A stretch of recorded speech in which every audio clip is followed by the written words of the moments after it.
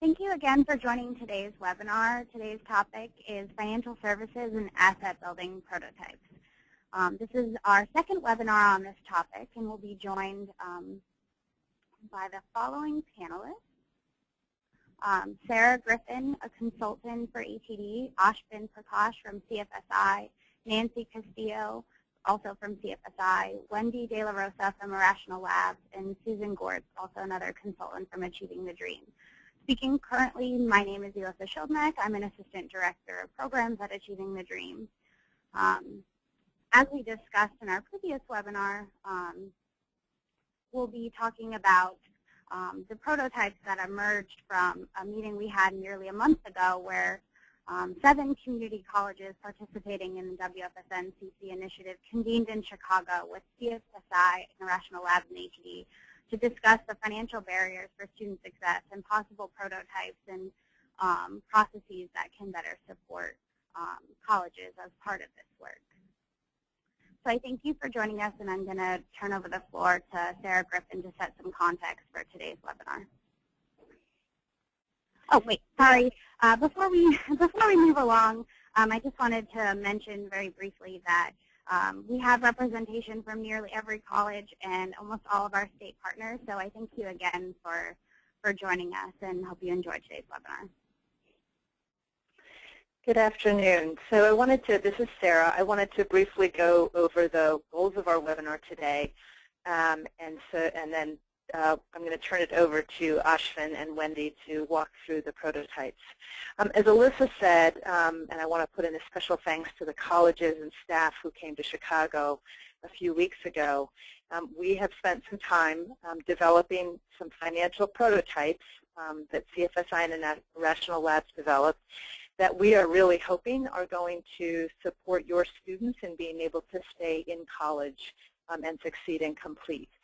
So we're going to go over each of those prototypes in kind of a high-level detail today. There's some background slides that you got that are at the end of the presentation that are much more in-depth that we encourage you to look at after the webinar.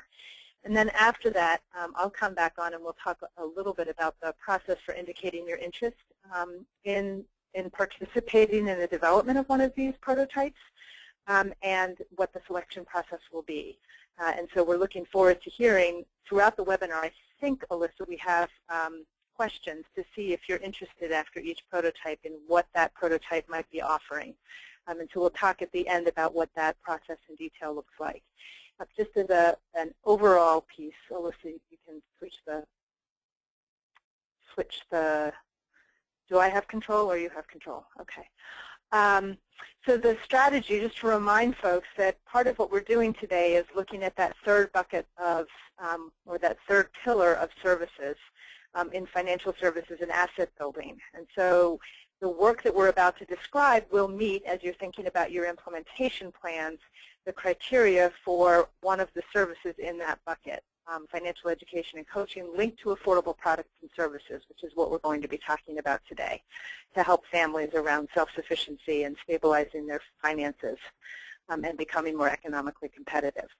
So that's really the goal of today, is to introduce you to the 6 prototypes, to begin to get your initial sense of interest and to give you a sense of how to go about indicating your interest in working on one of these prototypes with some technical assistance to make it happen in a way that will work for your college. I'm going to turn it over to Ashvin Prakash from CFSI, who's going to take you through the next piece of the presentation.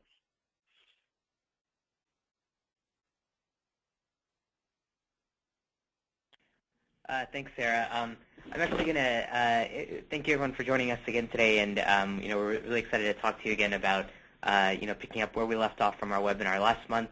And some of the learnings we've had in the past month to discuss, the 6 prototypes that we've identified and want to share with all of you today. I'm going to hand it over to my colleague Nancy to talk us a little bit about where we've been over the past few months, the ideas we've talked about, and introduce the 6 ideas. So Nancy, go ahead. Great. Can everyone hear me? Great. So basically, as we've mentioned before, what we're really trying to achieve here and sort of the frame that we're working with in a way is trying to improve the financial health of students. And what this means is really addressing three different elements. First is really focusing on the day-to-day management. So this really relates to the way students manage their money effectively, are able to pay bills, conduct transactions easily. We also want to address their resilience to weather ups and downs, which includes ensuring that students have access to an appropriate and sufficient savings or financial cushion in order to deal with unexpected things that just come up in life. The flat tire, the medical expense, just the things that come up, being able to weather that. And then also focusing on the long-term opportunity that they can have, post-college really, and providing a pathway to continued financial stability and growth as they continue on to the next stage in their life. So these things together, really signal that if students are able to practice better financial behaviors and are more financially capable, this will enable them to, tackle the financial challenges that may otherwise hinder their ability to complete their classes, complete their coursework, and really progress throughout their community college experience. In improving financial health, this is really achieved in part by addressing students' behaviors, which my colleague Wendy from Irrational Labs will discuss now.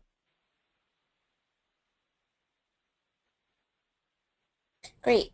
Thanks, Nancy. So, through the first seminar that we had and through the workshop, I think most of you guys will be familiar with these 5 behavioral economic concepts that we've highlighted that tackle both the psychology of money and the psychology of choice. So we've talked about mental accounting and how we treat money differently depending on where it's coming from or where it's going and how we categorize it in our minds. We know that we fail to recognize what we're giving up when we make spending decisions, right? So people are more likely to save when you ask them whether or not they want to buy or save their money for later. We talked about the concept of hyperbolic discounting when we put an unrealistic high value on the present and an unrealistically low value on the future. So how do we help our students then think about the future and bringing it into the present? We finally talked about the default bias that we all have. We make the easiest choice possible. And so how do we default our students into thinking about and actually acting on great financial decisions? And then choice overload, right? The more choices we have, the less we're likely to act. And so we took, as you think about these prototypes that we're about to show you, you'll notice that we've pulled on a number of these 5 behavior economic principles to create those prototypes. And so across the board you'll see that a couple of our prototypes will have mental accounting and will have default. But just know that as we created these prototypes, they were really rooted in this behavior economic principles so that we can help best set our students up for success. So now I'll pass it back to Ashwin, who will talk a little bit more on our process and talk through our first prototype. This is Nancy. I'll also do this slide. So, tying it back to the concepts of financial health that I'd mentioned before, we really identified these core financial challenges in earlier work. And these are challenges that students really face as they're thinking about, completing school and as they relate to their financial health, which is the inability to manage their cash flow, the lack of a financial cushion, and the ability to build credit. So these are really the core things that we were focusing on as, we've been doing the work that we've been doing in the last month and a half, which I'll walk you through and recap in the next slide.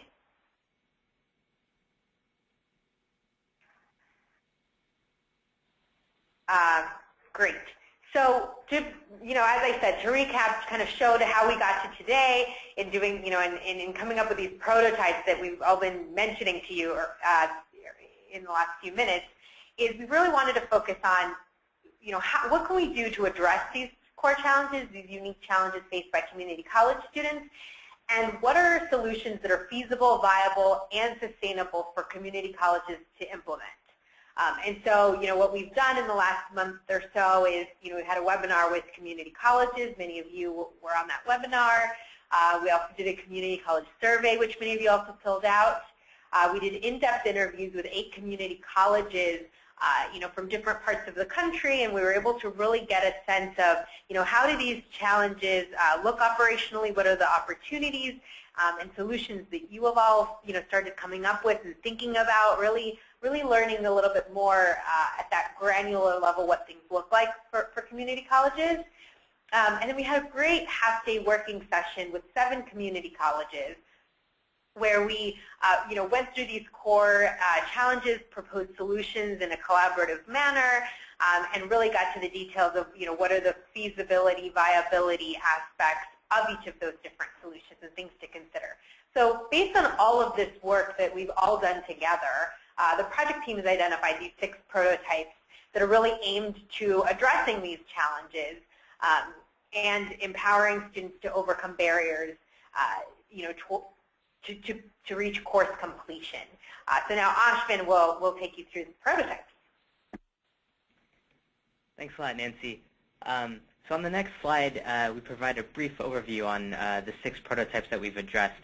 And you'll see that these prototypes each kind of walk through the different core challenges that we identified earlier in the presentation around inability to manage day-to-day cash, build a financial cushion, and improve credit over time. So you'll see the first 2 prototypes that we've identified are really focused around the distribution and messaging of financial aid refunds so that we can help students better manage their day-to-day cash flow. The 3rd and 4th prototype are designed to help provide students with a financial cushion and encourage them to save better to handle future financial emergencies. The 5th prototype is going to look at ways to address students' access to tools that can help them improve their credit over time so that in the future they can access lower cost financial products when they need to. And the last prototype we'll be discussing is going to look at strategies to improve the delivery of financial education, which many colleges are already offering today, and we're going to look at ways to make that maybe more actionable and behavioral based. So with that, we'll go ahead and walk through the individual prototypes. So on the next slide, we scope out what the first prototype is. As I mentioned, this one's around modifying the distribution of financial aid. So what we know today is that many community colleges are providing lump payments of their financial aid refunds to students.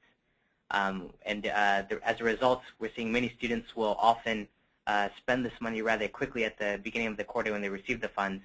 And by the time they come to the end of the semester, students are often cash-strapped and financially vulnerable as they've exhausted their funds and no longer have enough cash to weather any kind of emergency. So our proposal here in this prototype is for colleges to do a more even distribution of financial aid refunds over the course of the semester. By doing this, students will have a better understanding of their current cash position and are able to budget more effectively on a month-to-month basis rather than having to do it once at the beginning of the semester. Many of you may be familiar with Aid Like a Paycheck, a program that's been piloted by MDRC with a few community colleges that are piloting monthly distributions of financial aid refunds. And to date, so far, the response from many of the students appears to be fairly positive. So we believe that by providing a steady flow of income in place of a sudden income shock at the beginning of the semester, students will be better positioned to budget and spend their money more effectively. On the next slide, we provide a little bit more detail on what this actually might look like for a school. So rather than receiving one lump sum, our proposal is that the financial aid refund would be distributed more evenly over a few disbursements throughout the course of the semester. We've outlined a few different potential strategies for implementation that there's an opportunity for colleges to work with financial institution partners to hold and administer the funds to students over the semester. We'd also look at ways of designing the program to adopt some of the behavioral components that can reduce the barriers that students might face into coming into a program like this and encourage adoption by students. This type of prototype, as we look at the community colleges as part of, that are in the WFSN strategy here, this type of prototype I think is really for schools that have financial aid refunds of more than $500 that you're giving back to students per semester, and schools that have the capability and capacity to potentially look at ways to offer additional distributions of the refund over the course of the semester. And ultimately, for any of these programs, we find that to be successful, you're going to need the buy-in from both the students and the administration. So that's the overview of the first prototype. And you'll see at this level for this webinar, we're intentionally staying pretty high level, as the specifics for any of these prototypes is largely going to depend upon the unique capabilities of the college who would ultimately implement these. On the next slide, we've provided a bit more detail into some of the information behind this prototype. We're highlighting potential delivery strategies, engagement strategies, and some additional issues for colleges to consider as you think about this prototype. For the sake of this webinar, we aren't going to go into the deep details for each of these prototypes, but these are located in the appendix that you all should have received last night for this presentation. And we recommend that, as you consider which prototypes you want to think about potentially pursuing, reviewing these, more detailed analysis of the prototypes on your own after the webinar today. So with that, I'll turn it over to Wendy to talk through the next prototype.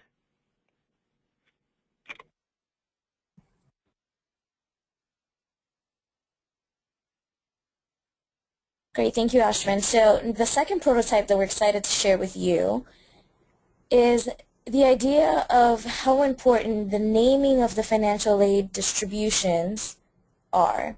And so our proposal here in prototype 2 is to actually rename the financial aid distributions from refund to another term. And the reason why this is a challenge is because many of these financial aid distributions make up a large percentage of a student's income.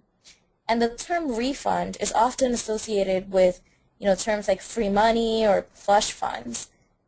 We think it doesn't necessarily encourage good financial decision making. We know from research that how you name, for example, an income tax rebate as a rebate or as withheld income has significant impact on how people then spend that money.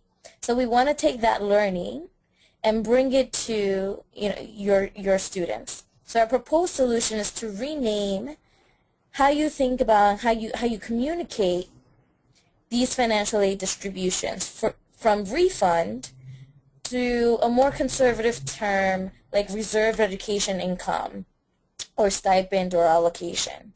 So if we flip over to the next slide, what would this look like and what requirements would you need? First thing is, there isn't a lot of research out there to show what's the optimal name. And so we would hope to partner with a college here to try to understand, is the optimal name education reserve, stipend, reserved income, etc. by doing a number of surveys. And then after we've chosen a name, when we think about the implementation tactics and the key requirements, we really need this commitment to rebrand the refund language across all communication channels.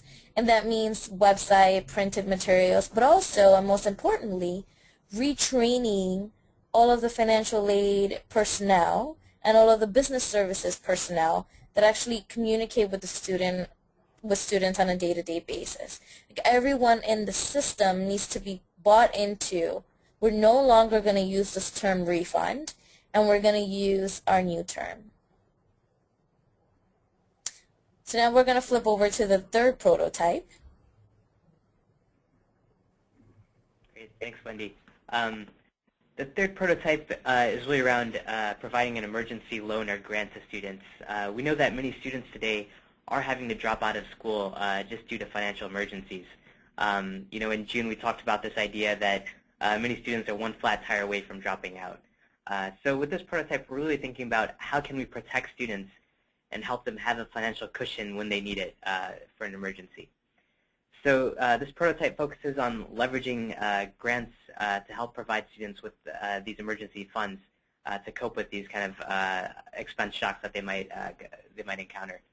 A few of the schools we spoke to while we were doing our surveys that are part of this initiative are already doing similar programs, and they've said that this kind of program has had a tremendous impact in terms of keeping students in school who may have otherwise had to drop out.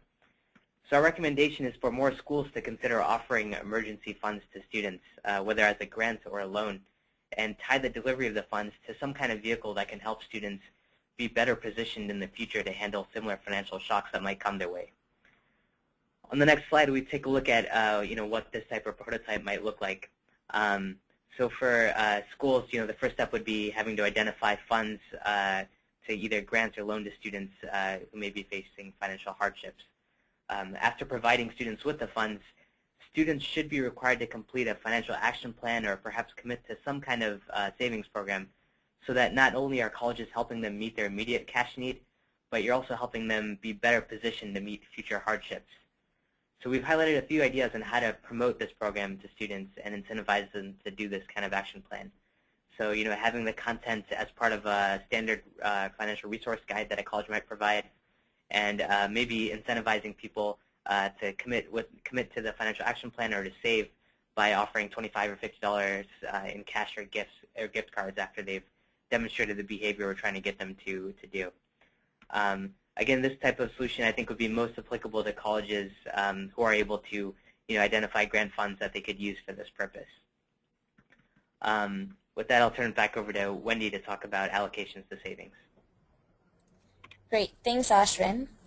The fourth prototype that we're highlighting here really pulls in the power of default. So, we've talked about in our last webinar how powerful defaults can be in terms of helping people decide whether or not to be an organ donor, in terms of helping people, decide whether or not they even want to enroll in college and submit their FAFSA. So we want to pull into the power of defaults into the realm of savings, which we know has been incredibly successful in the 401k realm. So what's the current challenge? We know that many community college students do not have savings, leaving them to be financially vulnerable. So now we have this need of creating a saving. And how do we do that as easily as possible? So our proposed solution here is to automatically deposit 10% of a student's refund, and again, we're going to name that term, we're going to rename that term, but 10% of a student's financial aid distribution into savings, so that we're making it as easy as possible for these students to create a savings account. So what does this look like? On the next slide, we try to highlight what are the implementation tactics. So if you think about how a student gets their financial aid distribution, we just want to change the distribution method. They'll receive 2 checks, 90% for their regular distribution and 10% is actively allocated as their savings stipend. And if a college has the capability to do this, you'll automatically deposit it into a student's savings account for them. Now we can talk about the differences in implementation tactics depending on the college, whether or not there is a capability there. If there isn't a capability, we can also talk about having a financial institution on site at the place where the refund is distributed, so that it's as easy as possible for a student to pick up their check and deposit that check into a savings account.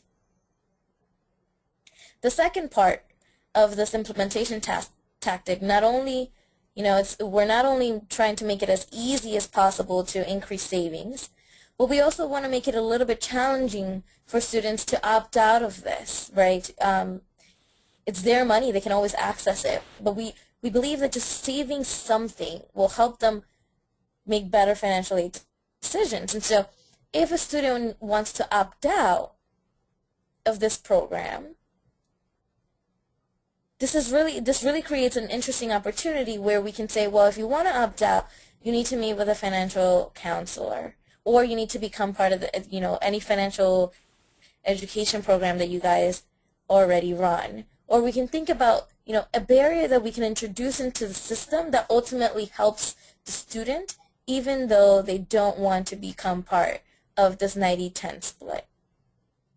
We think the colleges that can benefit the most are those that often distribute a sizable refund to a student. So something, greater than $500 per semester. If you're a college where most of your students are actually, not receiving a distribution, then this would not be a great match. But also for this type of prototype, you need a strong financial institution partner or the capability in order to deposit something directly into a savings account for the student. And you'll need student and administration buy-in. So as you can tell, we're really excited about this one because it's really harnessing the power of defaults. With that, I'll turn it back to Ashwin to talk about our fifth prototype. Thanks, Wendy. So the fifth prototype is around improving access to credit building tools. We know that many students today face challenges in accessing credit just due to having poor credit scores or not having a credit profile. Some of the community colleges we spoke with talked about how they would see many of their students using things like payday loans or auto title loans just because they couldn't borrow from anywhere else. So we've identified two potential tools that schools can provide to students to help build and improve their credit profiles over time. And by doing so, we hope to better position students so that in the future they have access to higher quality financial services and don't have to rely on some of these more costly kind of loan programs. So on the next slide, just thinking about the types of products or tools that we're thinking of, we've identified two. So the first is around a credit builder loan. So how a credit builder loan works is that students make a monthly deposit of $20 to $50 a month throughout the course of the semester. So for like 4 or 5 months. At the end of the semester, they receive this money back, but at the same time, the bank has been reporting their monthly payments as a loan payment. So throughout the course of the semester, the student has improved their credit profile.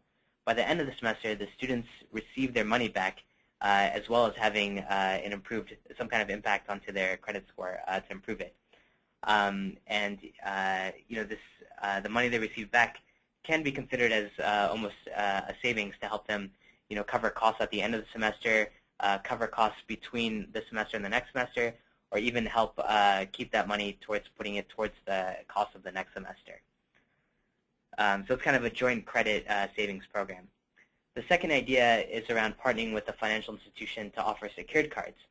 Secured cards are similar to credit cards, except they require the line to be secured by a deposit of $200 to $300 up front.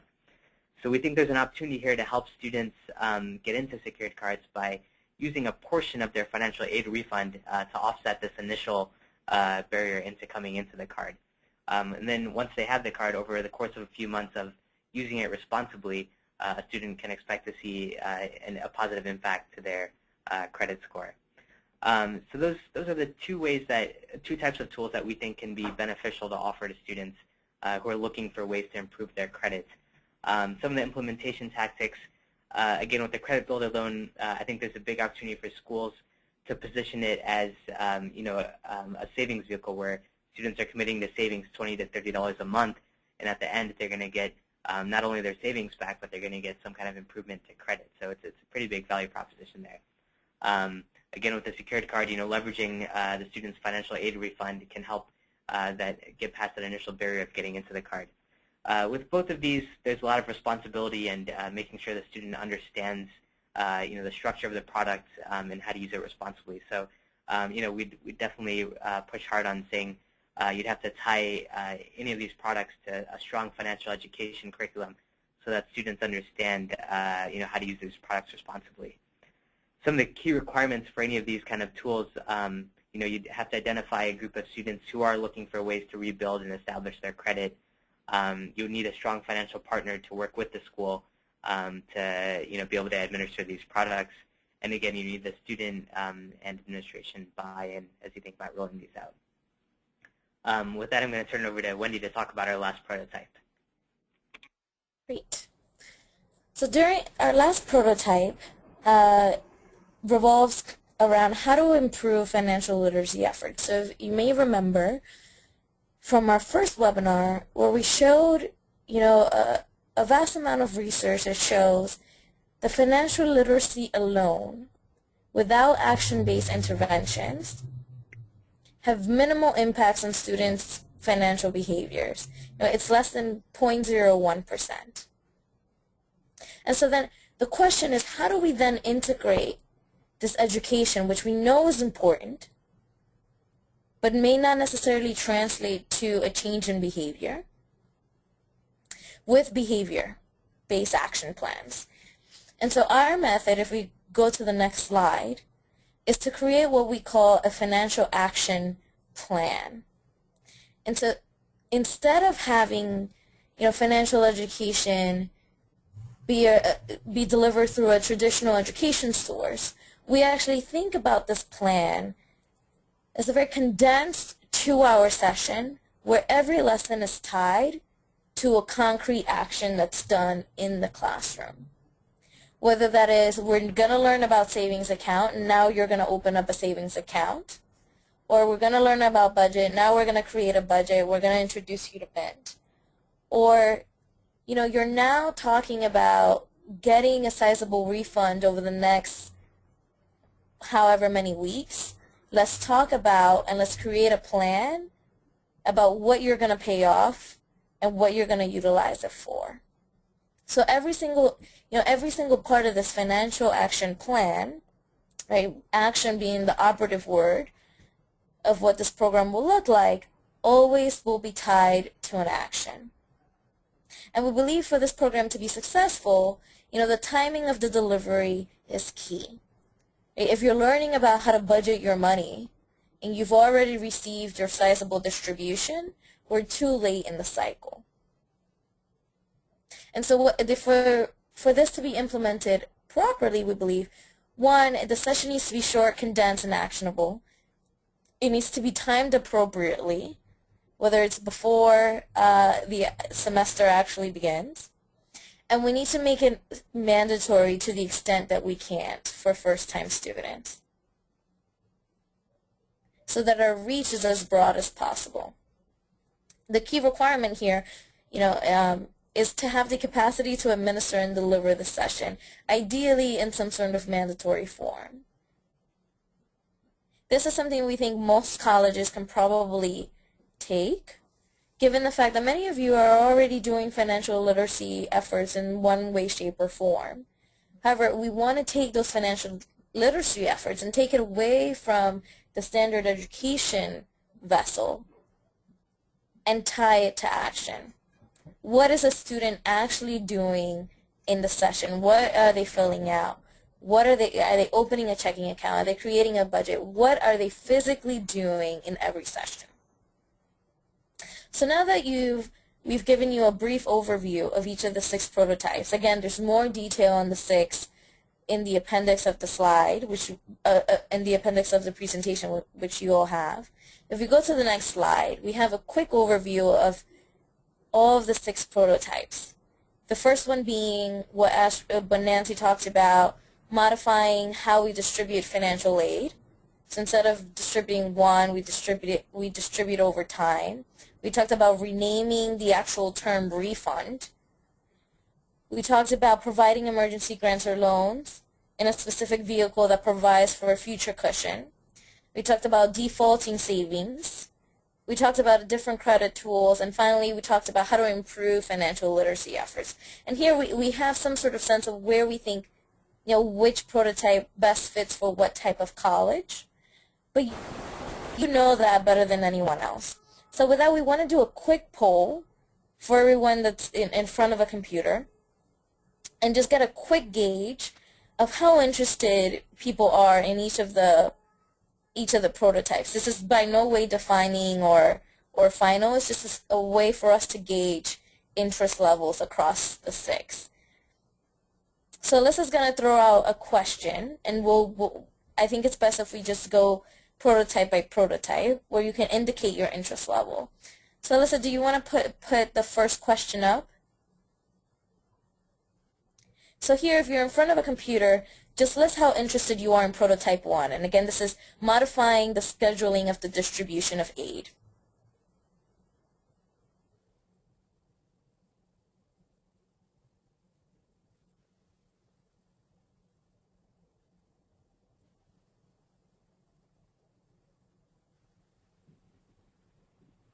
Just a few more people need to vote. We're at about 75%.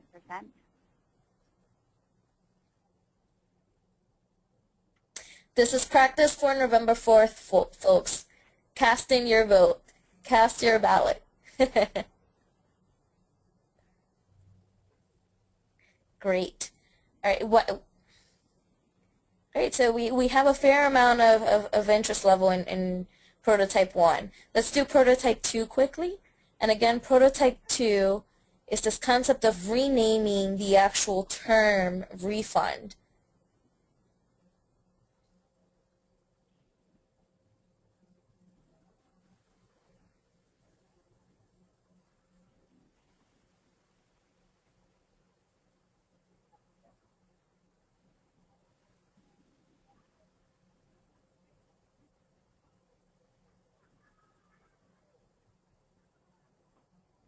Again, we're at 75%, so just a few more people.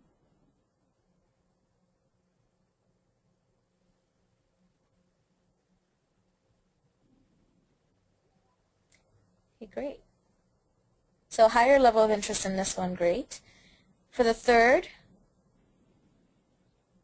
and again, prototype 3 is providing emergency grants or loans in a vehicle that helps a student create a financial cushion for the future, whether it's allowing for savings or other types.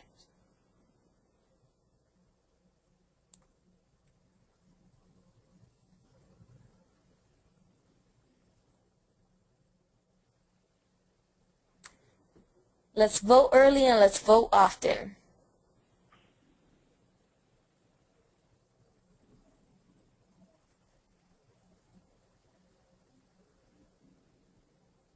Great, so many people are interested. Great, great. The fourth, and again this is on defaulting some portion of the financial aid distribution to a savings account.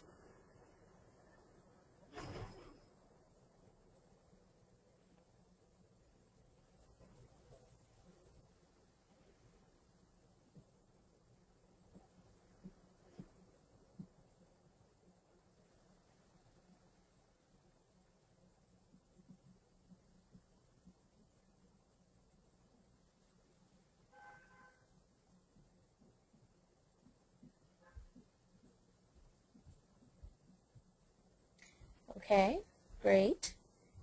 Prototype 5 will go to the next. And again, this one revolves around building credit tools, whether through a secured credit card.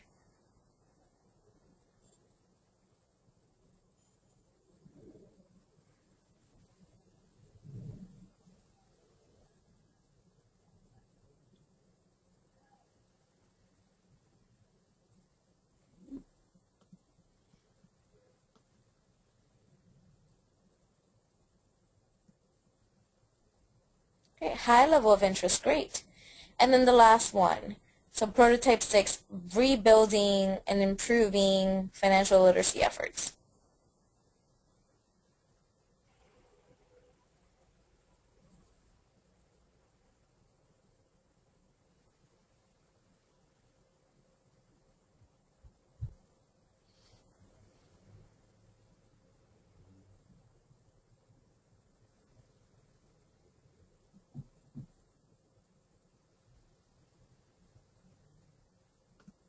Great.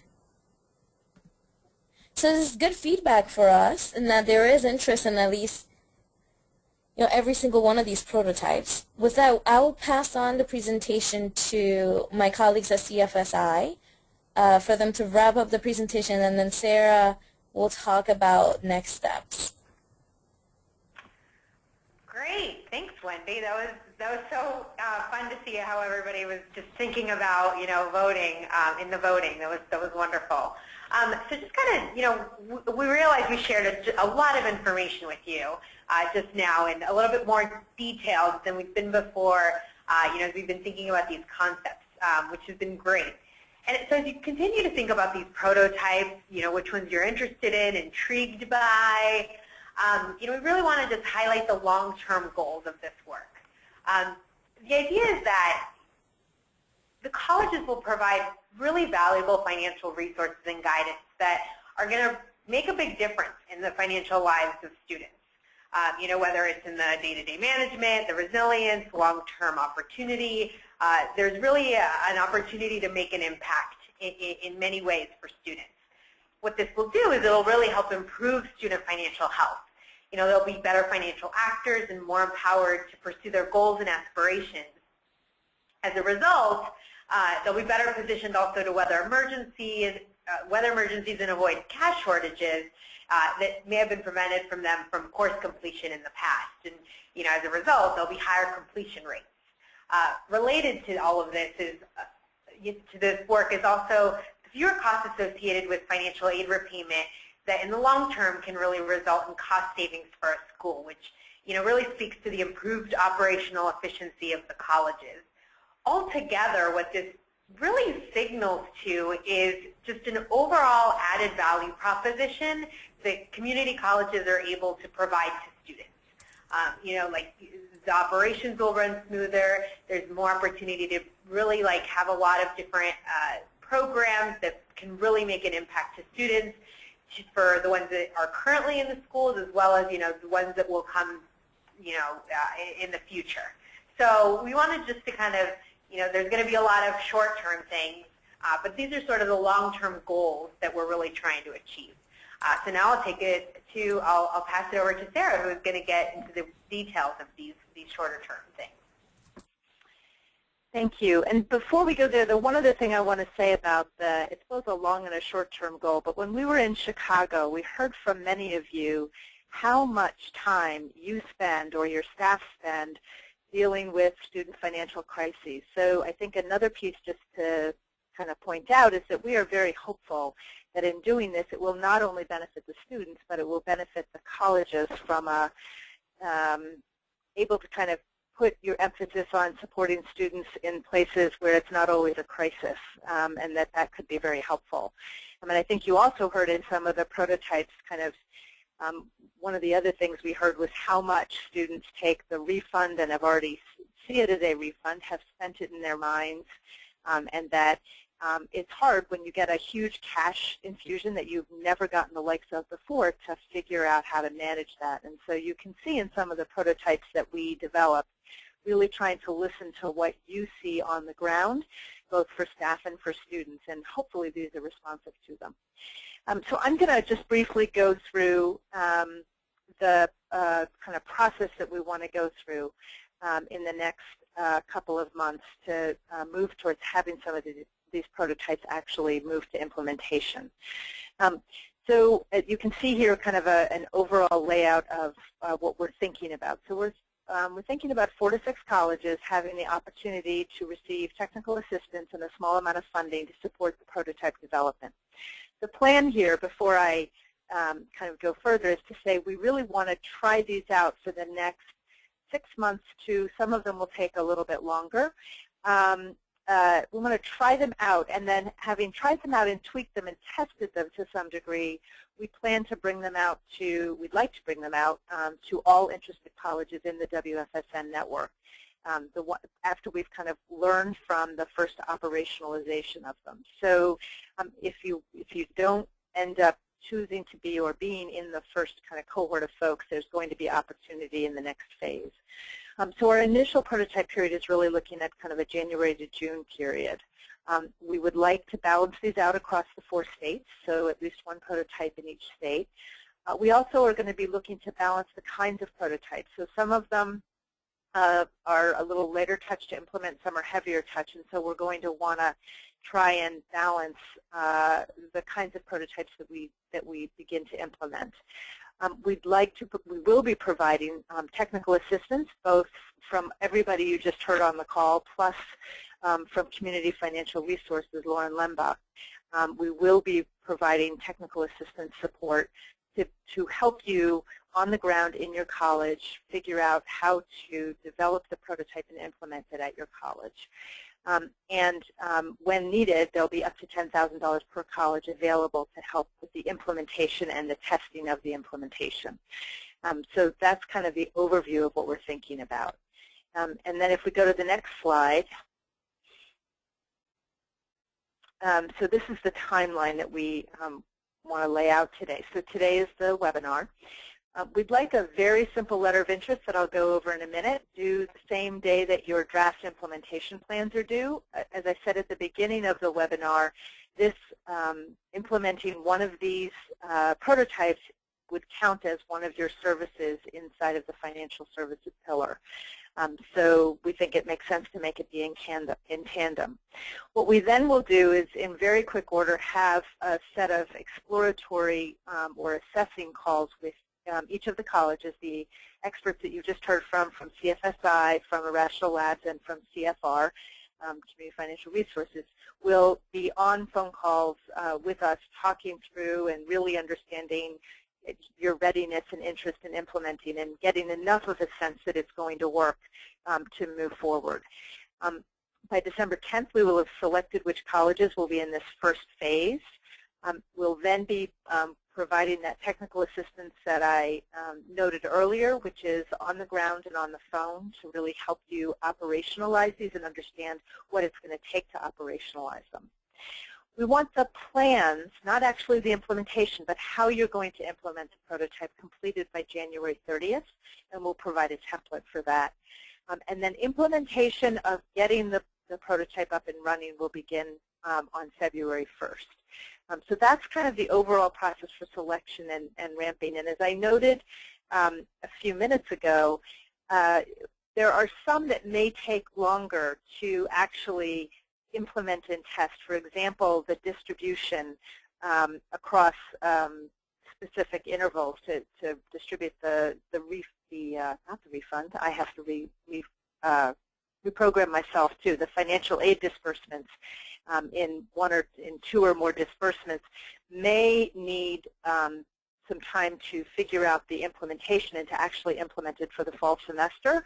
For some colleges who are on a trimester phase, that may work out. So we'll just have to kind of see how that works. So if you go to the next slide, the letter of interest that I noted on the previous slide is a one-page letter, very simple. It will identify the category of prototype. We'll probably provide you with a sample letter by next week. So identifying a category of the prototype, which one is it that you're interested in? Why is the prototype of interest? A simple 3-4 sentence paragraph. Knowing that you've got sign-offs from the relevant departments so that they're aware that you're interested in this and wanting to receive the technical assistance and try it out. A point person identified who could be your WFSN manager, but could also be somebody who is in a financial aid department or in a student services department. You'll identify the best and most appropriate person. And then that indicates the willingness to participate in this exploratory assessment conversation. And so that's really what we're looking for by November 15th, is to understand which prototype, why you're interested, that you're ready to kind of go through the next phase. And then from there, we'll be able to, as I said, do this exploratory assessment and choose the colleges and then move into the technical assistance that we think will support your implementation. So that is the process. Alyssa, I think we are going to questions now. Is that right? Yes, that is. So there, as on all of our webinars, there are two different ways you can ask a question. You can either raise your hand and I can unmute your line, or you can ask a question in the question pane, you type it to me, and I will read it out loud. So I have one hand raised. So Joni Mitchell, I'm going to unmute your line and you'll be able to talk to all of us.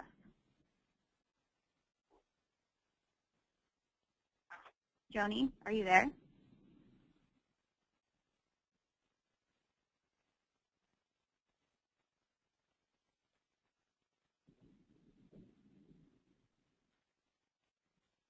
Okay, perhaps not. Well, if you have a question, feel free to raise your hand. Otherwise, you can type the question to me.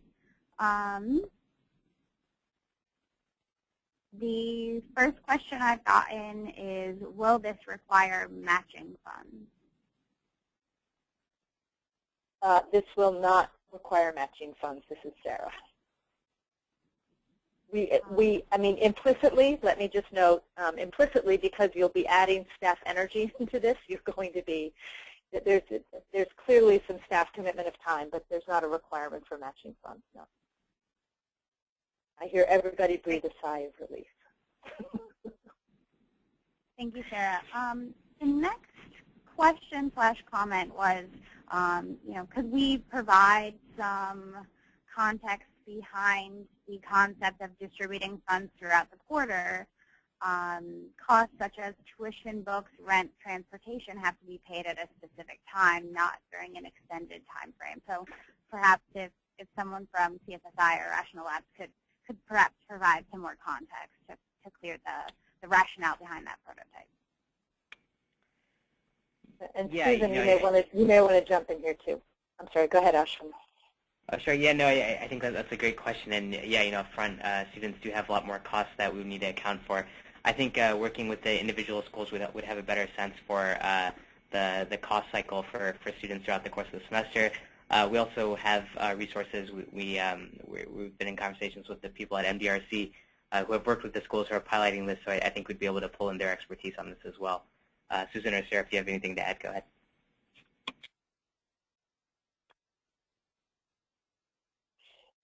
So this is Sarah. I would just add that clearly there are different costs along the way, and I think the intent here is not necessarily to, or obviously is not to limit a student's ability to pay their bills. It's more an understanding that sometimes because students aren't used to that large disbursement, the money doesn't always get budgeted in the way that is most helpful, and by kind of having a payment later on, you're more likely to have those funds available. We're getting feedback that that many students run through their money faster than is optimal. Sometimes that's by necessity, right? But sometimes it isn't. Sometimes when students especially get the extra money, they go out and, they may not be intending to. We talked in Chicago about people going into the bookstore for books, but you see lots of other things in the bookstore as well. I remember somebody saying, and there's that $50 sweatshirt for the school. So it's really an attempt to help people manage their money over time. Great, thank you, Sarah and Ashwin. We have Evan Weissman on the webinar right now from MDRC, so I'm going to unmute him because he has additional information to add to the discussion. Hello. Evan, should be unmuted? Oh, great. Yeah. So just to answer that, with the colleges that have been participating in Aid Like a Paycheck, they're paying students tuition and fees up front and also making funds available for books and supplies. And then the disbursements that continue and are spread out over the term are any refund after that, sort of tuition and fees and books, to make sure students are able to cover those upfront costs. The assumption is generally that things like rent and transportation are actually expenses for a student that tend to be spread out through the semester, and that's why the refunds can be spread out to actually help them meet those needs.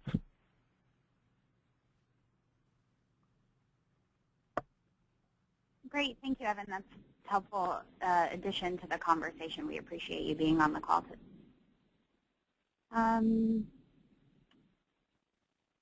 The next question is, are there other financial products and services such as Vita sites, checking and savings accounts, IDAs, et cetera, that we will be helping the colleges understand and explore?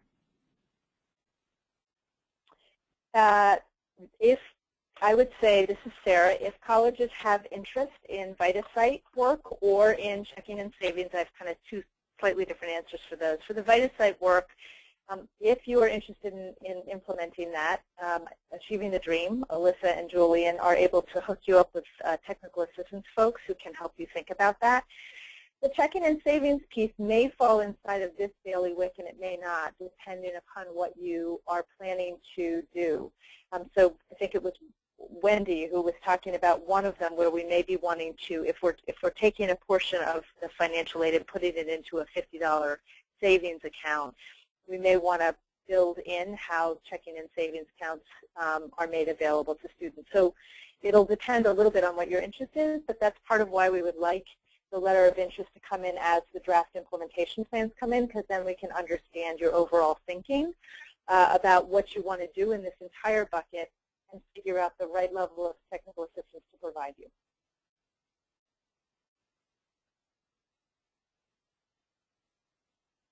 Thanks, Sarah. Our next question comment is about a concern with working with banking institutions that might profit off of students' accounts. So perhaps another way to frame it is, do we have suggestions in approaching these partnerships with banking institutions and how to make sure that they have the student interest at heart, really? Ashwin, do you want to, Ashwin or Nancy, do you want to, I can say something, but maybe you guys want to say something about this. Sure. Yeah. At CFSI, that's one of the things we've been, the biggest advocates for is ensuring that products are designed and launched in a way that are beneficial to the user as well as the institution. We don't want to just bring out a bunch of fee-based products that are going to charge students more or give them fees that they don't expect. At CFSI, we have developed a set of principles called the Compass Principles that we use to assess products and design products. And it really looks at it making sure that all products are transparent, that they build trust with people who are using them, that they promote their success and create opportunities. So I think in working with any of the colleges to figure out what the right product might be for your students, we would use these principles to make sure that we figure out some kind of high-quality product that really meets the students' needs and that they can trust and will promote their long-term success. This is Wendy.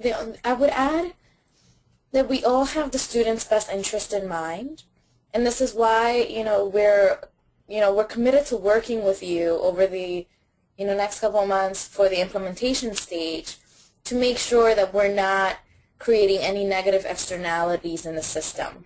So you're not going to go through the stage alone. You will have help, at least from, especially from the folks over at CFSI who are so experienced with working with financial institutions. We at Irrational Labs have worked with a number of financial institutions that deal specifically with low-income communities, and so we're gonna be just as focused on making sure that if you partner with a financial institution, you're partnering with them in the right way.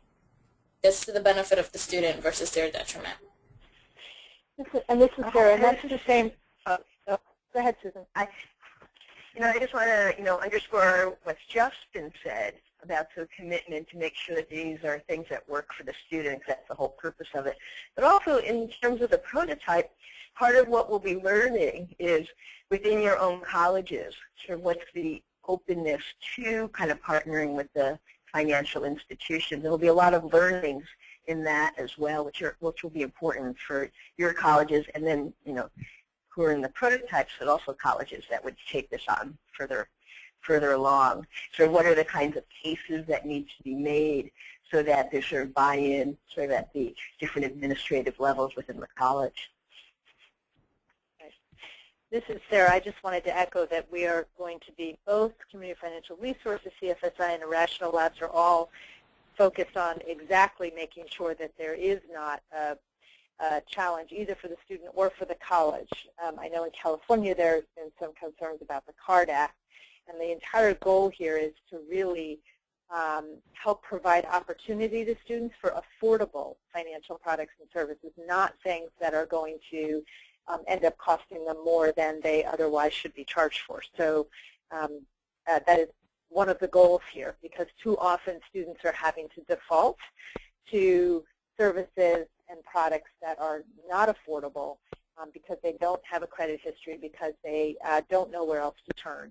And so our goal here is actually to flip that to the degree that we can through supporting you in supporting students. Thank you. I believe Rick Love from the MetLife Foundation either has a question or a comment. So Rick, I'm going to unmute your line.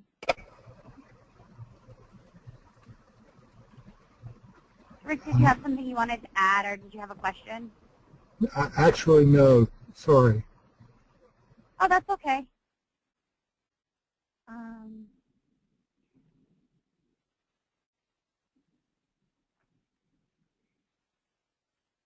So the next question we have is, if we already have emergency grant funds, can we use part of that and turn it into a loan fund? And the answer to that is yes. And indeed, if you turned it into a loan fund, one possibility would be to turn it into a loan fund that as you have it repaid, it helps to build a credit history. So there's a little bit of morphing between the different prototypes that could happen. Again, what we want to do is work with each institution to help them, each of your colleges, to understand what is the best way to design these that works within your operational realities. Would others add anything?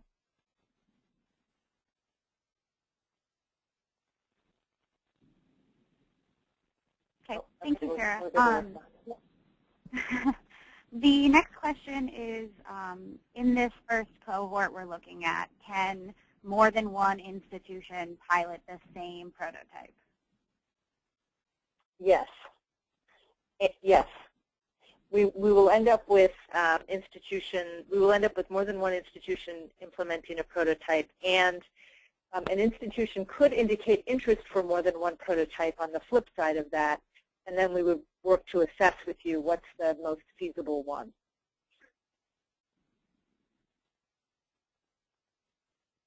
Great. For any of these prototypes, is there a target number of students the institution should be aiming to reach?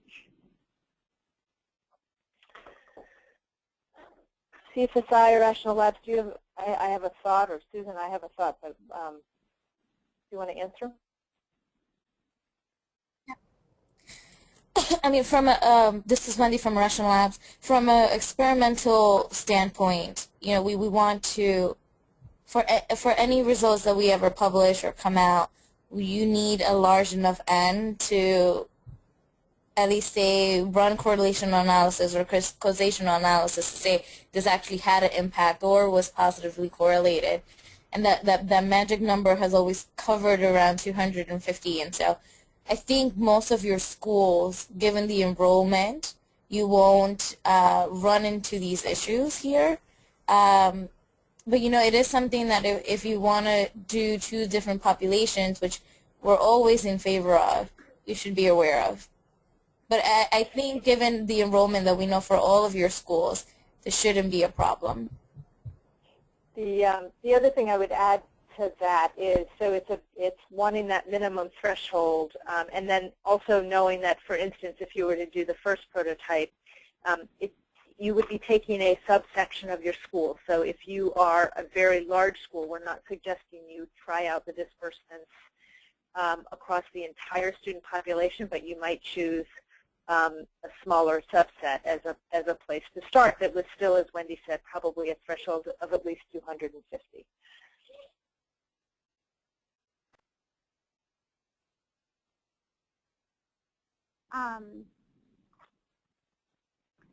Are there any more questions? I've asked all the questions I have from the question pane so far, but I'll give another chance for anyone to ask their last-minute questions or raise their hand.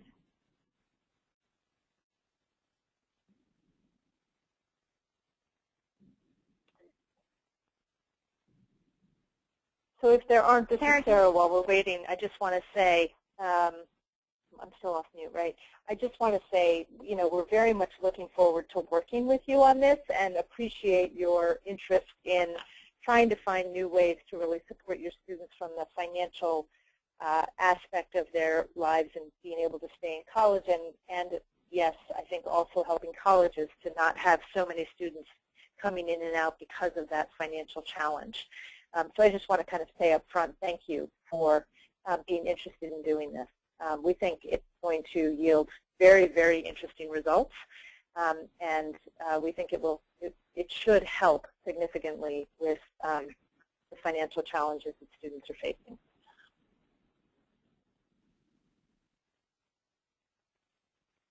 Thank you, Sarah. So I haven't gotten any more questions, so I'll start to close up the webinar, but I did just want to add, while we have a captive audience, that on Tuesday you should have received the very first WFSNCC newsletter. The newsletter will appear in your inbox at during the last week of every month. So please look for that. If you did not get it, or perhaps it's in your spam box, please let me know. That will be a great resource for you to learn what other colleges involved in this work are doing, read relevant reports. There's a mark your calendar section with reminders for upcoming webinars and a number of other materials. So please be on the lookout for that and make sure that you got it earlier this week. And I just want to, in closing, thank you again for attending this webinar. It was a great Q&A period, probably the best we've had, so we greatly appreciate that, and thank you for your time. And thank you very much to our panelists at CFSI, International Labs, and also Sarah and Susan for joining us today. So have a good day.